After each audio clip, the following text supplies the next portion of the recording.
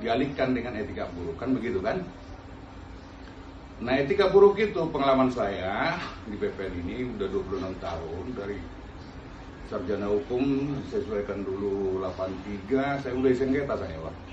Ya kan, kalau di DKI itu apalagi seperti Pak Fauzi, bos dokter dulu gitu itu. Iya, gubernur dulu saya sering rapim. Ada 3 periode saya rapim di gubernur itu, dari zamannya Pak Yogo, Suryadi Suryatija, terakhir Pak Sutioso. Nah, saya kan belum mendalami nih etika buruknya di mana gitu.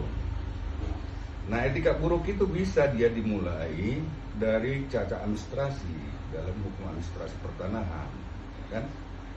Bisa dia salah menerapkan peraturan perundang-undangan, gitu.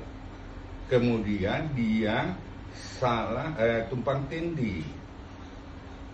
Nah, kemudian dia bisa juga data fisik dan data juridis. Data fisik itu misalnya tanah itu harus dikuasai, ya kan? Tidak dikuasai dia. Data juridisnya, data juridis ini bisa juga ada yang benar, ada tidak benar, dipalsukan misalnya, kan? Nah, itu. Jadi saya harus tahu dulu penyebab daripada terjadi pengambil alihan tanah ibu ini dari mana gitu, ya kan?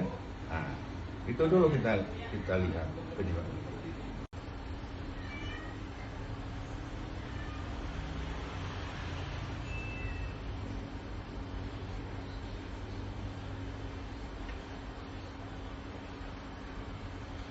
Iya, jadi mafia tanah ini sebenarnya dari zaman Belanda pun udah kenal. Itulah namanya tanah partikulir, tanah-tanah tuan tanah, ya. Terus Jepang menjajahnya sebentar, nggak begitu banyak lah mafia tanah. Nah, setelah Indonesia merdeka juga sampai tahun 60 belum ada UU PA 5 tahun 1960, Undang-Undang Pokok Agraria kita.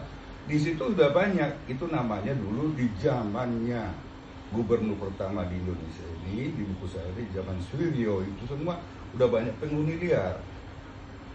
Nah, yang sekarang dikenal penggarap. Kalau dulu itu namanya penghuni liar. Makanya lahirlah Undang-Undang 51 Perpres tahun 60 tentang larangan pemakaian tanah tanpa izin yang berhak dan kuasanya, ya kan? Nah, setelah berlaku UPA itu, pendaftaran tanah atau pensertifikatan itu dimulai PMA 260. Jadilah sertifikat di Indonesia. Indonesia mengenal sertifikat itu 60, banyak yang nggak tahu itu. Untuk tanah-tanah barat, untuk tanah-tanah Indonesia itu tahun 62. Ya, siap.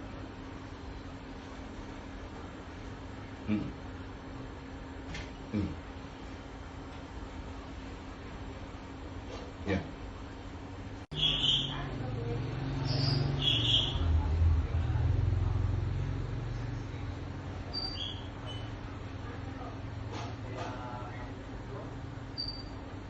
Ya.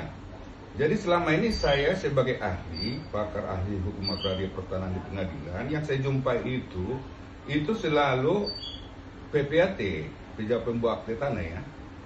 Jadi kalau PPAT itu dia membuat akte-akte peralihan hak tanah. Kalau notaris dia membuat akte-akte perjanjian. Nah, tapi di dalam notaris melakukan perjanjian itu, yang saya temuin itu di pengadilan, itu kadang-kadang dalam akte PBJB, akte pengikatan, akte perjanjian pengikatan jual beli. Nah, di dalam keputusan Menteri PUPR itu dikatakan akte perjanjian pendahuluan pembelian tanah. Itu yang terbaru istilah PBJB.